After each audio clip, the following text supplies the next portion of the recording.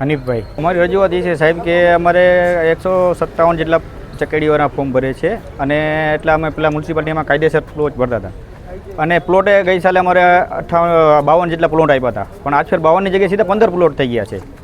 તો મારે કહેવાનું એમ છે કે ભાઈ 52ની જગ્યાએ કાંઈ નહીં, 52 તો રાખો, ઓછા ના કરો, કારણ કે હવે 150 પોણા 200ની સામે 15 એટલે કાંઈ ના કહેવાય, કારણ કે એટલામાં ભરાઈને કોકને સાતમ આઠમ જન્માસી ચકેડીવાળાનું બોનસ છે, એ બોનસમાં તો ભાગ લેવા દો કે એનાથી 2 છોકરા પૈસા રડી શકે.